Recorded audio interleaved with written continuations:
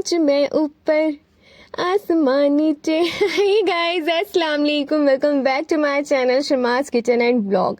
तो आज मैं ये गाना क्यों गुनगुना रही हूँ ये तो आप समझ ही गए होंगे, क्योंकि आज फाइनली मेरा गूगल एडसेंस पिन मेरे घर आ चुका है, जिसका मैंने ना जाने कब से इंतज़ार किया है। तो ये पिन जो है ना, मेरा सेकंड बार मैंने जब अप्लाई किया ये तब मेरे घर पे आया है, और कब से इसका इंतज़ार करते करते आज वो फाइनली वो दिन आ गया जिस दिन ये मेरे पास मेरे हाथों में है। तो इसके पीछे मुझे इसलिए इतनी ज़्यादा खुशी हो रही है ना कि मैंने बिल्कुल भी ये नहीं सोचा था कि ये दिन भी मेरी लाइफ में आएगा। मुझे ऐसा लग रहा था कि और ज़्यादा मुझे मेहनत करनी पड़ेगी और टाइम देना पड़ेगा, शायद कुछ कमी रह रही है जिस वजह से सारी चीज़ें कंप्लीट नहीं हो रही है, लेकिन धीरे धीरे सारी चीज़ें कंप्लीट हो रही है, जिसमें सबसे ज़्यादा मेजर रोल जो है ना वो आप लोगों का है। अल्लाह ताला ने मेरी इतनी ज़्यादा दुआएं सुनी है ना, और आप लोगों का जो साथ रहा है ना उसका मैं जितना शुक्र अदा करूँ ना उतना कम है। तो आज मेरा गूगल एडसेंस पिन ना मेरे पास है, तो मुझे बहुत खुशी हो रही है। मुझे ऐसा लग रहा है कि हाँ मैंने कुछ किया है। तो खैर आज मेरा ये पिन आ गया है। इंशाल्लाह जब मेरी फ़र्स्ट पेमेंट मेरे हाथ में होगी ना उस दिन मैं आपके साथ अपनी यूट्यूब की जर्नी शेयर करूँगी, और इंशाल्लाह उस जर्नी से आपको बहुत कुछ सीखने के लिए मिलेगा, और आज की इस वीडियो में भी बहुत कुछ सीखने के लिए मिलेगा। आज मैं वो सारी बातें आपसे शेयर करूंगी जो मैं खुद फॉलो करती हूँ, जिसके ज़रिए मेरी लाइफ जो है वो इतनी बेहतर हुई है। इंशाल्लाह अगर आप भी फॉलो करेंगी या करेंगे, जो भी मेरी वीडियो देख रहा है, मर्द हो औरत हो कोई भी हो, अपनी लाइफ में अप्लाई करेंगे तो आपकी लाइफ जो है बहुत अच्छी हो जाएगी। तो आज ना मेरा पिन आया तो हम बहुत ज़्यादा खुश हो गए थे, बहुत ही ज़्यादा, क्योंकि काफ़ी टाइम से इंतज़ार कर रहे थे। तो इसीलिए आज मैंने सबके लिए चिकन बारबेक्यू बना दिया, जो कि मेरे घर पे सबका फेवरेट है। तो उसकी रेसिपी आप ज़रा देख लें। तो यहाँ पे मैंने ना हंग कर्ड जो है देसी नुस्खा छन्नी में डालकर हंग कर्ड बना दिया। फिर उसके अंदर यहाँ पे हमने डालना है सिर्फ सिंपल चीज़ें जो घर में अवेलेबल हो सबके, वही चीज़ें मैं यूज़ करूँगी। 1 चम्मच मैंने यहाँ पे डाल दिया है लाल मिर्च पाउडर, आधा चम्मच मैंने डाल दी है हल्दी, फिर यहाँ पे मैंने 1 चम्मच डाल दिया काली मिर्च और ज़ीरे का भुना हुआ पाउडर, आधा चम्मच मैंने यहाँ पे डाल दिया है काला नमक, 1 चम्मच डाल देंगे भर के चाट मसाला। 1 चम्मच से ज़्यादा हो तो आप टेस्ट के अकॉर्डिंग डाल सकते हैं, इससे टेस्ट बहुत अच्छा आएगा। नमक टेस्ट के अकॉर्डिंग डालना है। फिर यहाँ पे मैंने 1 चम्मच डाल दिया है नींबू का रस। मैंने सिर्फ वही चीज़ें ली हैं और एक्स्ट्रा कुछ भी नहीं डाला है जो ईज़िली आपके घर पे अवेलेबल होंगी, और उसके ज़रिए ना आप इतना बेहतरीन चिकन बारबेक्यू बना लेंगे ना, बहुत ज़्यादा लजीज। क्योंकि मैंने कई तरीके से बनाया है, बहुत ज़्यादा तरीके से, क्योंकि मेरे घर में ये इतना ज़्यादा पसंद है ना कि मैं सोचती हूँ कि मैं सबसे ज़्यादा चिकन फ्राई से भी ज़्यादा मैं तंदूरी चिकन, चिकन बारबेक्यू, यही सारी चीज़ें बनाती हूँ, क्योंकि मेरे घर में ये बहुत ज़्यादा पसंद किया जाता है इस वजह से।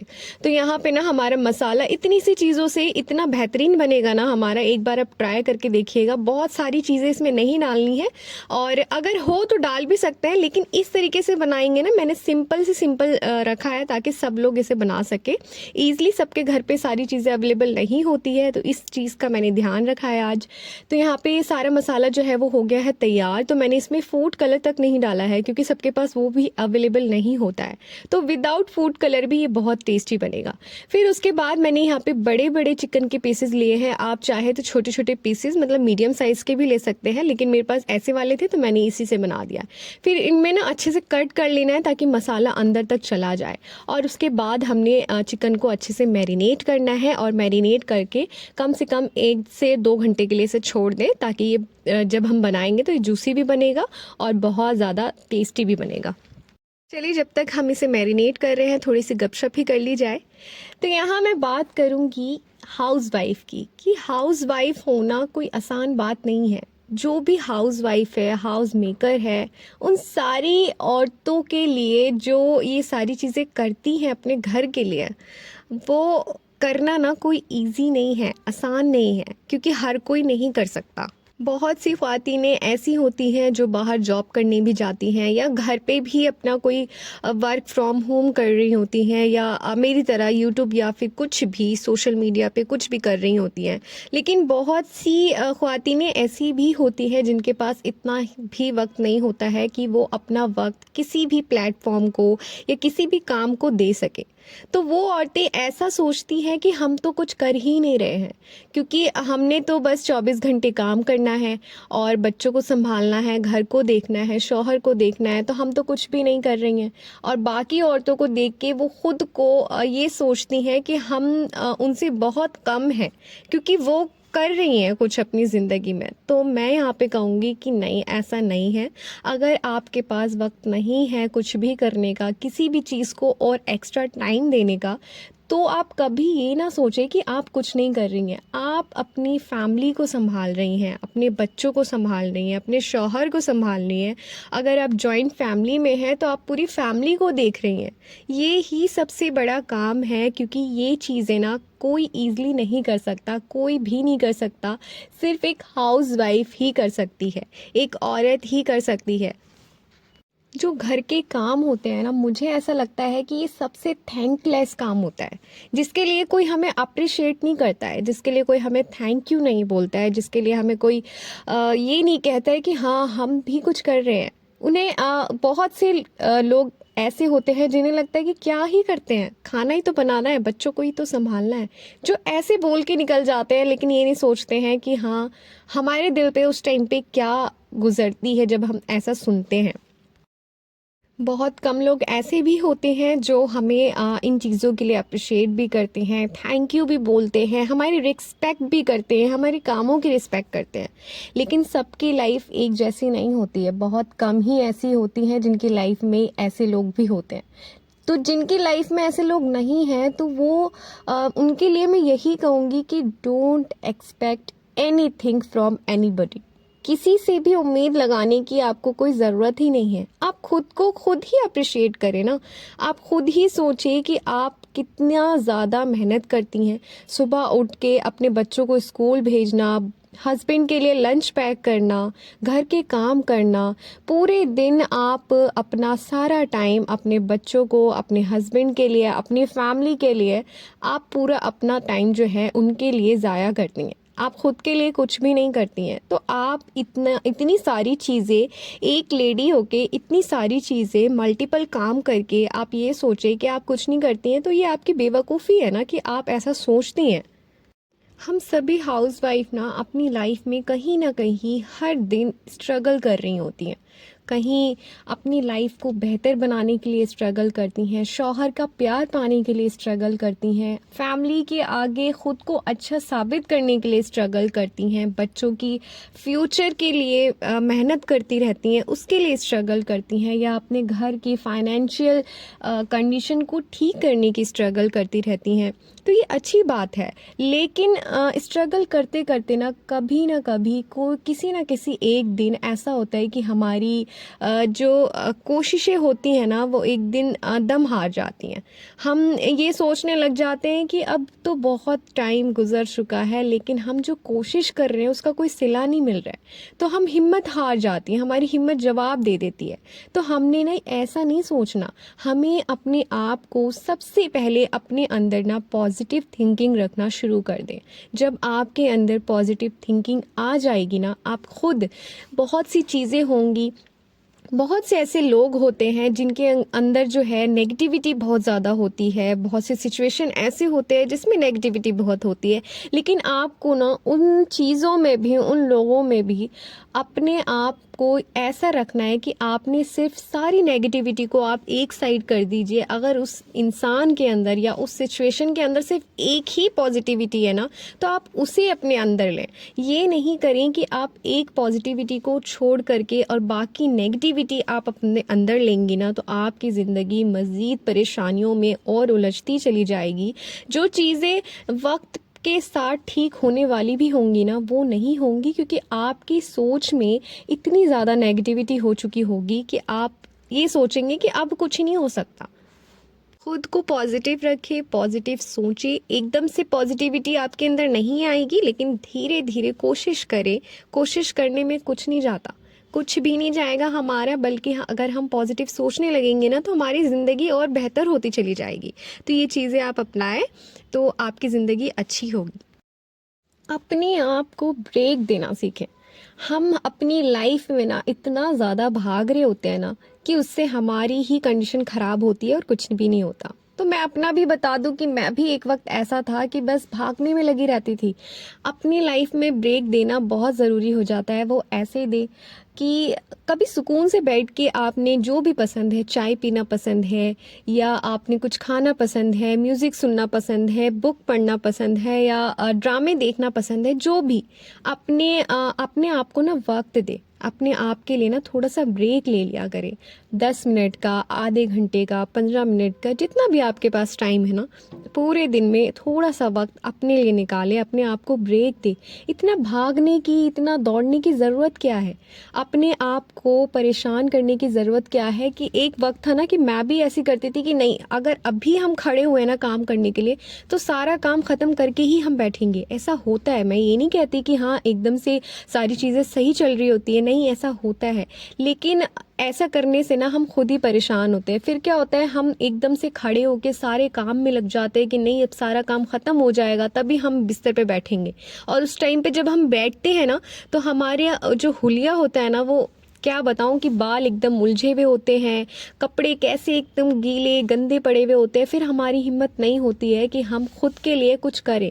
तो सबसे पहले आप ये करें, जब आप अपने बच्चों को स्कूल भेजती हो या अपने हस्बैंड को भेजती हो, थोड़ी देर के लिए आप आराम करें या मस्त सी चाय बनाएं और बैठ के पिए, या आपको जो भी करना पसंद है थोड़ा ब्रेक देती रहे, फिर काम करें। काम तो हमें ही करना है ना, कोई और तो आके करेगा नहीं।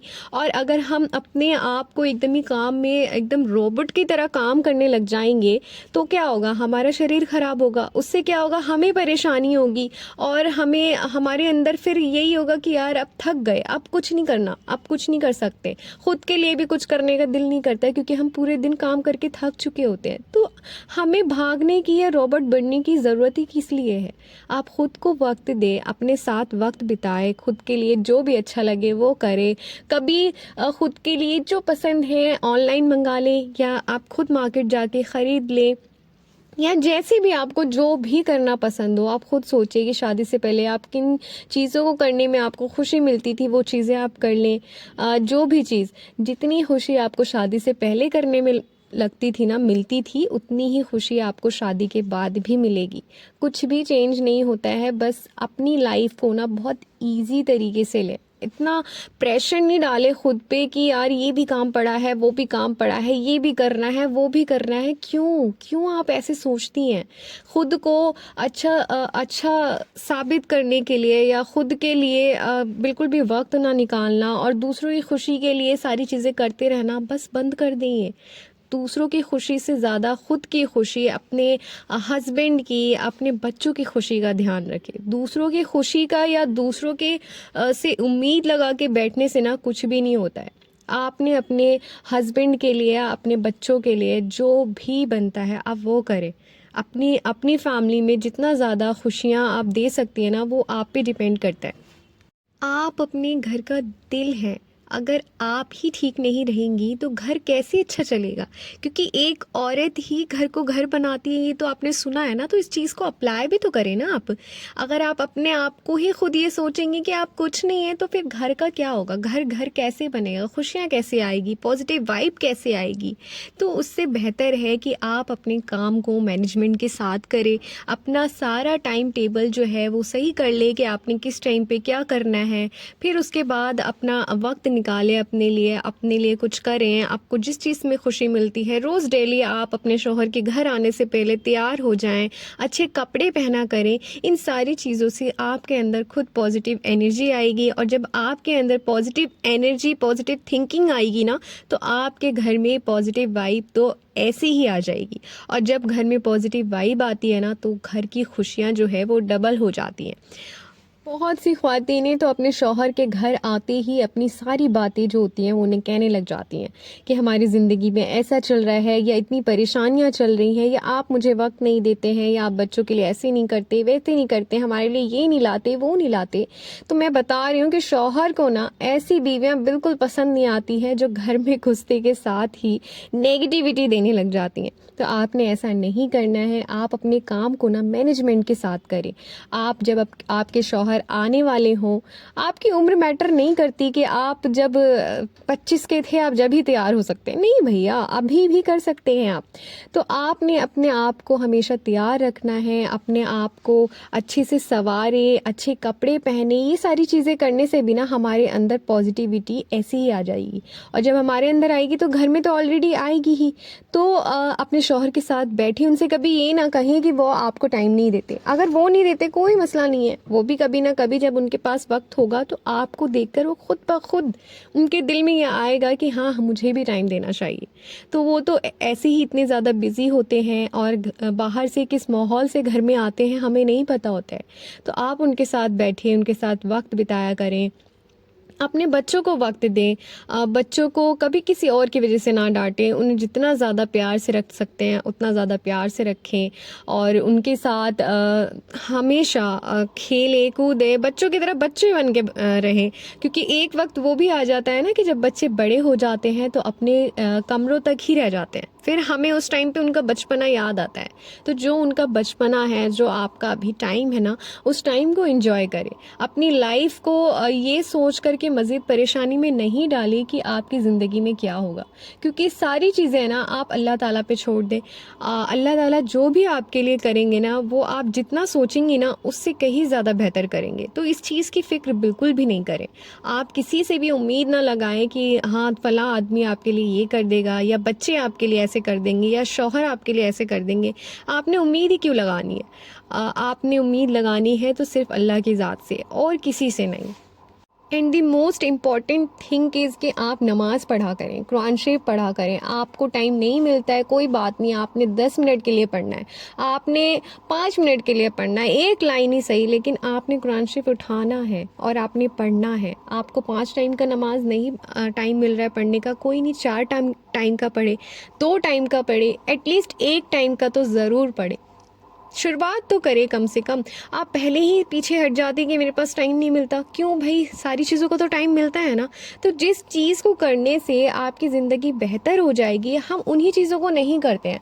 हम दुनिया के लिए, लोगों के लिए सब चीज़ें करते हैं, उन्हें खुश करने के लिए सब कुछ करते हैं, जिससे हमें कोई फल नहीं मिलने वाला। लेकिन हमें जो चीज़ ज़रूरी है, जो चीज़ करनी है, जो चीज़ फ़र्ज़ है, हम वो ही नहीं करते हैं। और फिर हम ये रोते रहते हैं कि हमारी ज़िंदगी कैसी हो गई है, क्योंकि हमने खुद वैसी ज़िंदगी बना रखी है। जब आप अल्लाह की राह में चलेंगी, अल्लाह से उम्मीद लगाएंगी, सारी चीज़ें अपनी जो भी परेशानी है सब अल्लाह से कहेंगी, आपकी ज़िंदगी बेहतर हो जाएगी। एक ना एक दिन अल्लाह ताला आपकी ज़रूर सुनेंगे और आपकी ज़िंदगी बेहतर से बेहतरीन बना देंगे। तो ये सारी चीज़ों को आपने अपनी ज़िंदगी में अपनाना है, तभी आपकी ज़िंदगी धीरे धीरे अच्छी होती चली जाएगी। इंशाल्लाह आपको आज की वीडियो पसंद आई होगी, और अगर अभी तक आपने मेरे चैनल को सब्सक्राइब नहीं किया है तो प्लीज़ कर दीजिएगा और बेल आइकन को भी प्रेस कर दीजिएगा ताकि मेरी सारी वीडियोस आप तक पहुंचती रहे। और लास्ट में आपका बहुत बहुत शुक्रिया, क्योंकि यहाँ तक पहुँचने में आपका मेजर रोल रहा है, और आगे भी इंशाल्लाह आप मेरा ऐसे साथ देंगे, मैं इस चीज़ की उम्मीद करती हूँ। तो आज की वीडियो में बस इतना ही, मिलते हैं नेक्स्ट वीडियो में। टेक केयर, अल्लाह हाफिज़।